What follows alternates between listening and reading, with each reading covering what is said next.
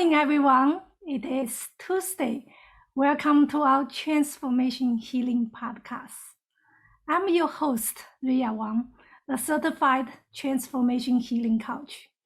I help my clients through the transformation healing to connect with their true unique power, transcend the limitation, and bring back the confidence, passion, joy with clear vision of their best self. I have traveled around the world to learn and share healing work that transform our lives.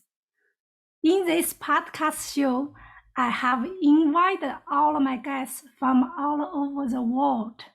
They are here to share their inspiration story, wisdom, knowledge, and with all of you that can help you to bring better joy to living with your life. Today, I'm so excited. I have my amazing guest.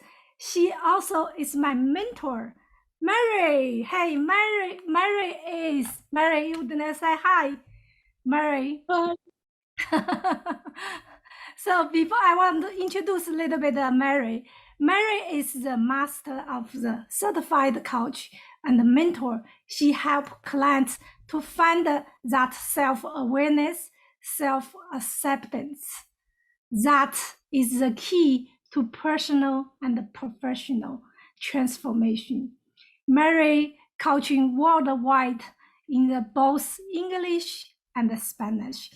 Also, Mary said she's blessed to coaching and with the people who have special needs, the child. Is that what you've been coaching with the special needs child, Mary?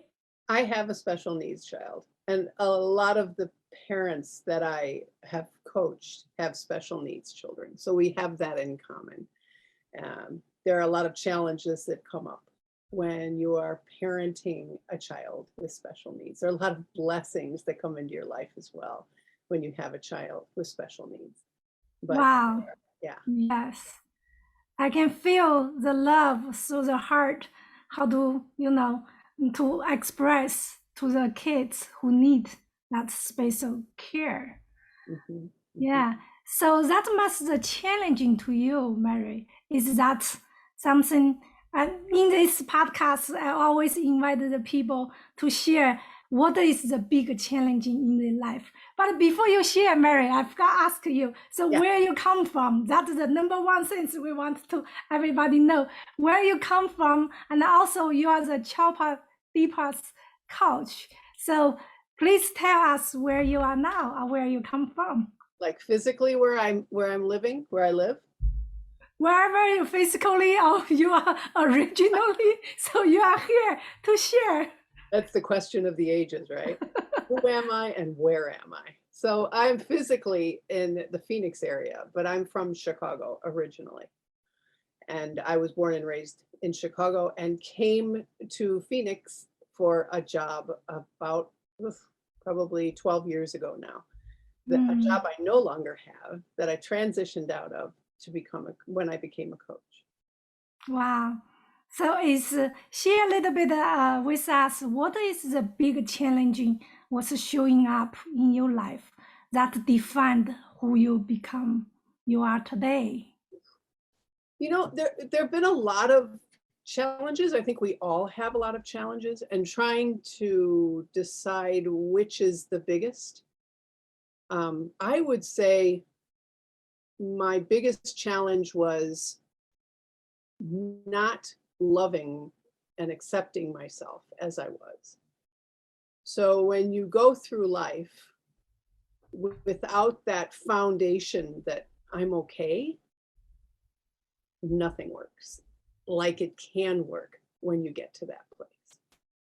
So I think that a life of comparing myself to others, of wishing I were different, not accepting who I am, it makes the road a lot more challenging. The road of life can be a challenge anyway, but when you're not balanced and when you're not accepting and loving the vehicle in which you're driving down that road, you hit those bumps a lot harder. Wow, Mary, when I hear you say that, accept myself, I think in my whole life, I've been learning how to accept this myself. I always tell many of my clients, even my friends, I say, wow, at age 50, I finally falling in love with myself. That's vibrated in the heart. That's how people, you can see how do you bring the light, the joy. I think when you know how to love yourself, that's you start knowing how to be better love to other people. Is that the case? Yeah, precisely. How you feel about yourself is how you show up in the world. And if you think that you are being loving and giving and supportive of others, and you don't do that with yourself,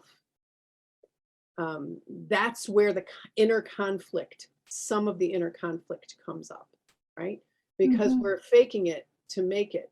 And that causes stress. It causes stress in, it causes a conflict with your central nervous system. It causes a conflict between your head and your heart. And it produces results in your life that are not exactly the results that you want. I ask everyone, and I believe I asked you when we first started working together, where you are on a scale from 1 to 10 of self-love. And you would be surprised at how many people are in the lower end of the quadrant. They're at a 2 or a 3 or maybe even a 4. And then I ask them, think of the person that you love most in the world.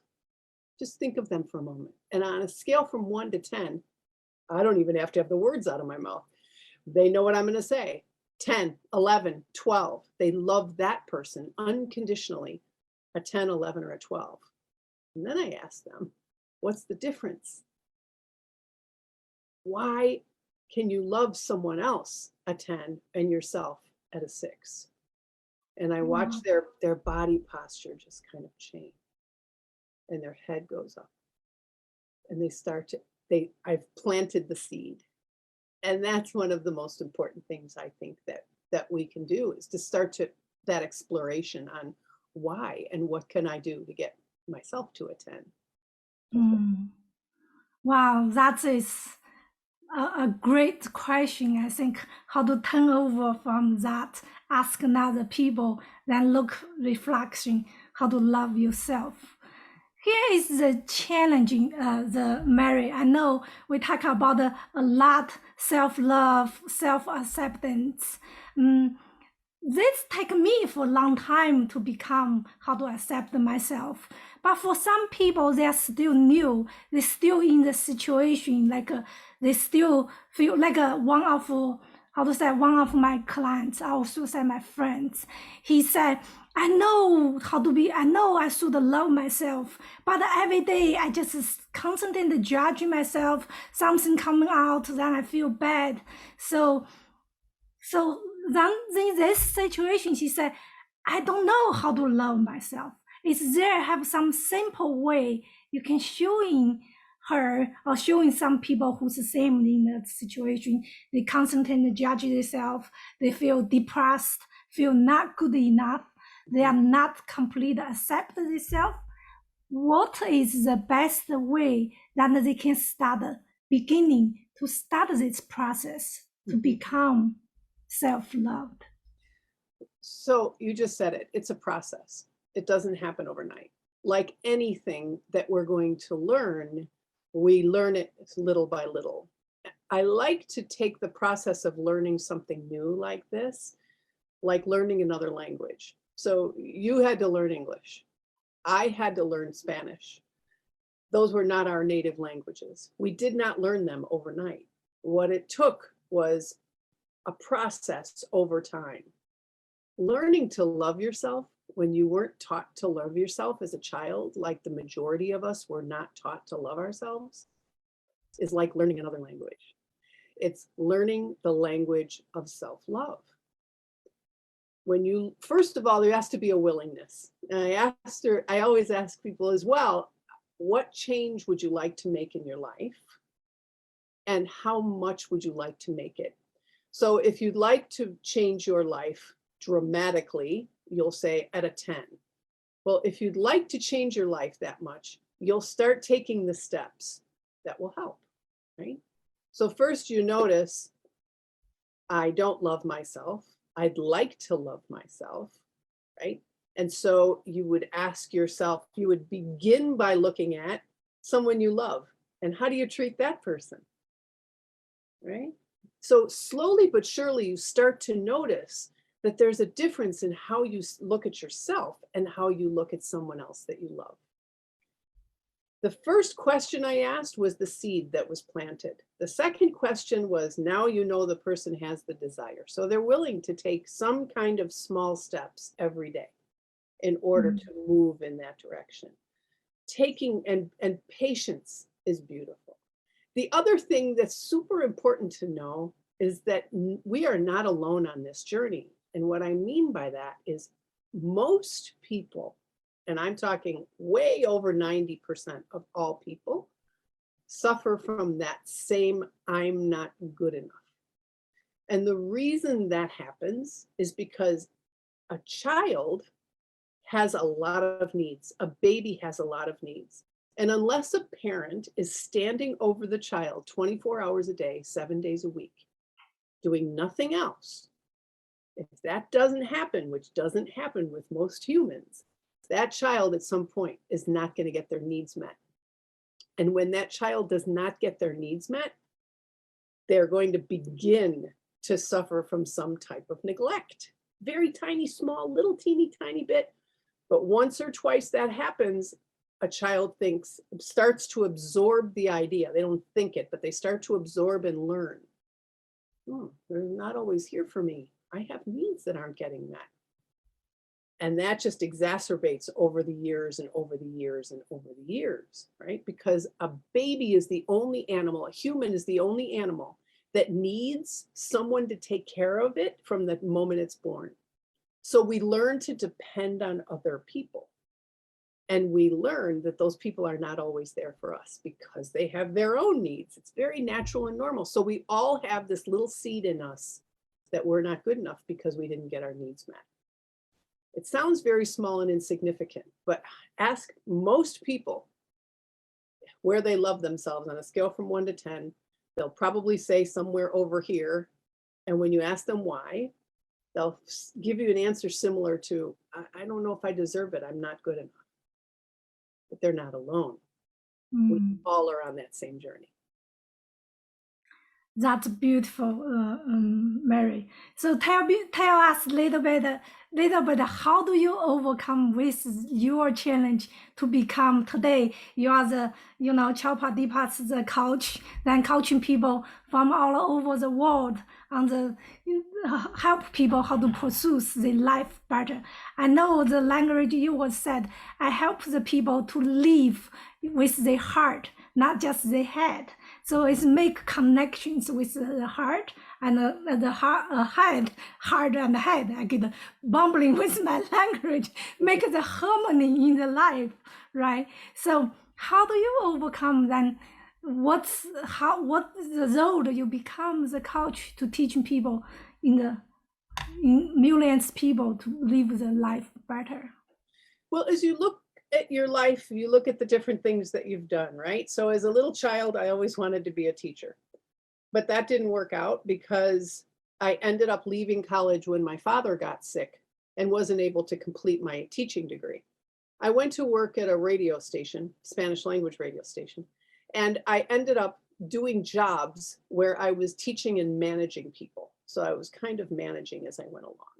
I started to notice that the way I managed was kind of a teaching style, and it was also a coaching style. So coaching became something on my radar. Once I got into coach training, I realized that coaching was not what I thought it was. I thought I was going to be teaching people and giving people advice, which is not what coaching is. Coaching is helping people to uncover their true essence so that they can transform. And a part of that happens by disconnecting from all of our thinking and connecting with our intuition and our heart and our feelings, right? So that's a process that I was not familiar with. I was not raised with that. Everything that I was raised with was about intellectualizing and about thinking and planning and pushing yourself and being the best. I was cut off from the messages that my body sent me.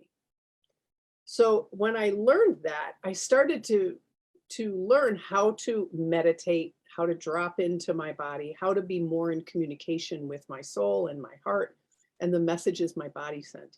And I started to see how the way I was thinking and feeling about myself and my body was not good.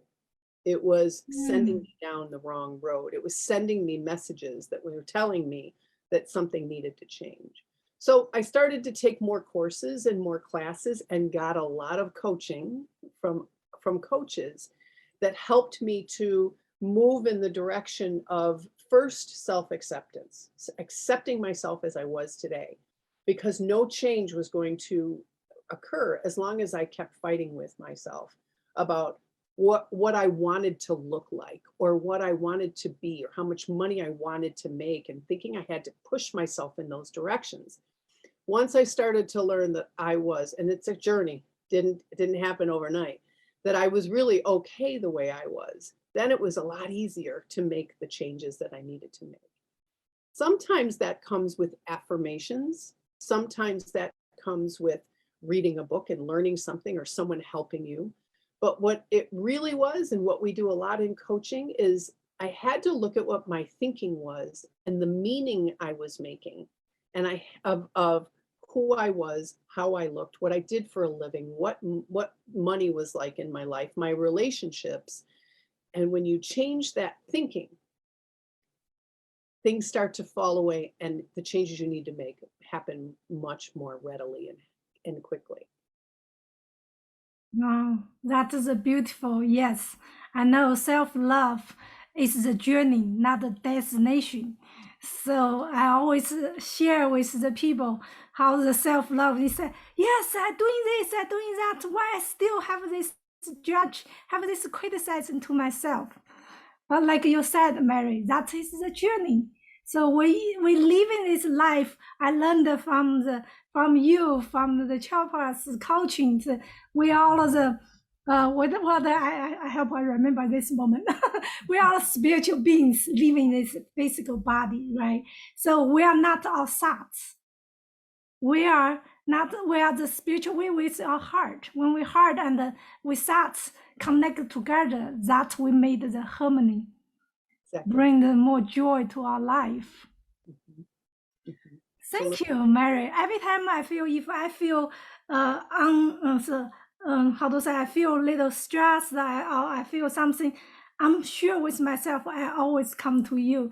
Each time I come to you, you just help me to bring that inner peace to myself. And what I'm doing is I'm reminding you of what you already know, right? We were born perfect beings. We were born with light. And then due to no fault or any blame, we were then, all of that was covered up by culture, by teachers, by parents, by associates. Our light kind of got dimmed. So when I say something like that and you feel it, it's because you already knew it. You just forgot it because of all of the societal things that got piled on top of you. So that's our job as coaches, right? Is we help to peel back all of that learning that people from the goodness of their hearts thought they were supposed to be teaching us, but it covered our light. And so we want to be able to open that up again so that we can feel what it feels like when somebody says those words and they resonate with you. You go, oh, yeah, it feels really great. Because you're yes. Mm-hmm. Yes, absolutely. I think as a coach, we are help the people to open the lights already inside the heart. So it's not that bring the light, but its light is already there. Like you said, maybe covered or something, then just help you, they bring that, then open that to connect. That's such beautiful feelings. Thank you so much. Mary. So I always ask the people who come to this show, I always give a little bit of the tip, not just tips, not just information. Also, would that okay for you? Maybe lead maybe 3 minutes, 5 minutes meditation or something to bring that peace to the people. So even for the new people, they didn't know how to meditate. So bring a little bit of the self-love and to our heart. I'm ready. Come here. I need it. Yeah, beautiful.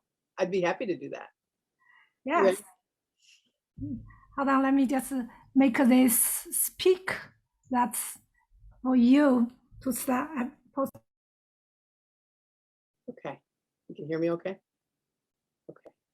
So I'm going to invite you to close your eyes if you feel comfortable doing so. And take in a longer than normal breath. Hold it at the top and release it.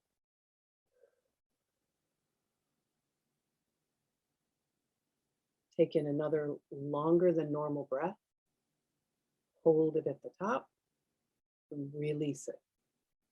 Releasing more than you took in. And one more breath like that. Taking it in a longer than normal breath. Holding at the top. Now release it audibly.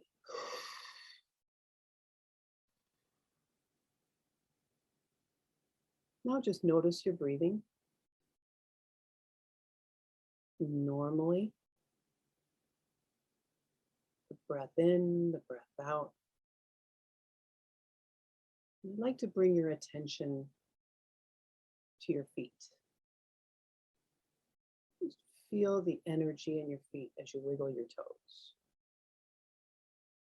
The energy that you're drawing from the earth, from whence we've all come. Allow that energy to move through your body, starting at your feet and up your legs. As that energy dances up your legs, goes to your knees and your hips.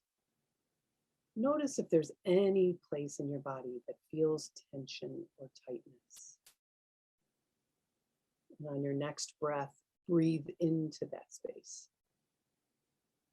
as the energy continues to move up your back to your shoulders, releasing your shoulders. You follow the energy up the back of your neck, around the top of your head. Everywhere your attention touches, let it release up here. Take your attention to your face, releasing all of the muscles in your face. Let your jaw drop and your tongue relax on the bottom of your mouth. As you bring the energy down your neck to your throat, now into your heart center. Let that energy swirl around your heart center. And notice if the energy has a color. Let that color swirl around your heart center. And now let it explode into your whole body. Whatever the color is, let it move into your arms and your hands and your fingers and your back and your legs and your feet. Up your neck into your head and completely fill your body with that color of love.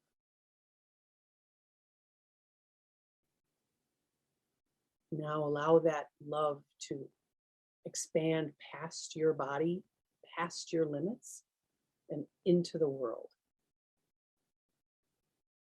Imagine it wherever you are, any place you can see with your mind's eye. Just let that loving energy touch every soul that it encounters.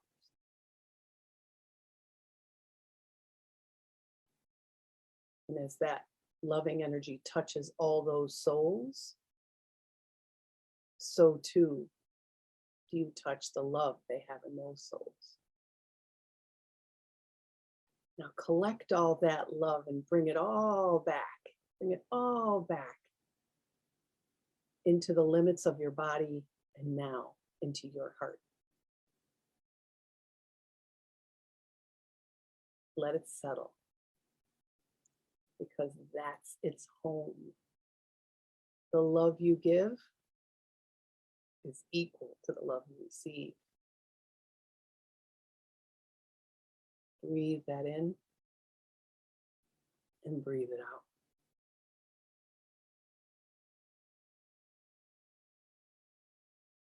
Now, as your body settles, take another longer than normal breath in. Hold it at the top. Put your right hand over your heart, your left hand over your right hand. And say these words to yourself. I am safe and I am loved.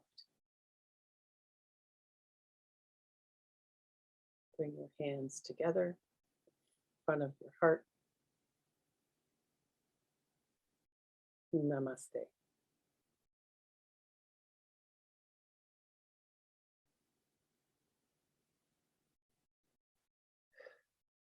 Wow, Mary, that brought the tears in my eyes. Me too. And I was leading it and I felt. You know, I just feel this tremendous love and peace in my heart. As you know, I told you before come to the show, my mom passed away a few days ago. So my heart is filled with the sadness and with the grief, with the separation. But in the same time, I know she's in the better place. I see her walk into the lights, that my heart feels so much peace. And I tell myself, I'm good, I'm okay. So I'm move forward with my life with her love in my heart. She's still here with me. Then in that meditation, I feel the tears, but the tears with the joy and the peace. It's beautiful. That's so beautiful. Thank you so much. It's so blessed to have you here, Mary. Before you go, I would like to ask and help other people to ask, what is the best way we can find you, to connect with you? Good question. My website is imaginelifedesign.com. And you can imaginelifedesign.com. Imagine Life Design. I have a love for music, especially the Beatles. That's them over my shoulder. And that's why I named it Imagine, because I imagine a world where we can all love ourselves exactly as we are today.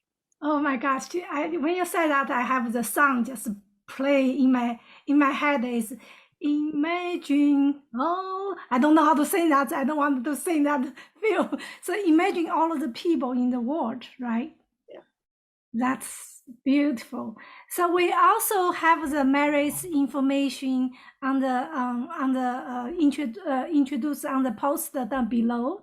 And if anybody interested to find more Mary's work, you can connect Mary from her website, and you can find his website, his contact information on this podcast show. Thank you so much. It's so blessed to have you, Mary. So before you leave, do you have any words you want to say? Anybody here? No, I want to thank you, Riya, for inviting me to be here. I love the work that you do. I am so honored to be in your life and to be a person in your life that is able to share this information and receive from you. You have so much to give, and I'm very, very grateful. Thanks for the opportunity. Thank you, Mary. Thank you, everybody. I'm looking forward to see you next Tuesday. Remember, if you have the inspiring story you want to share with the world, you know how to find me. I see you next week. Bye bye.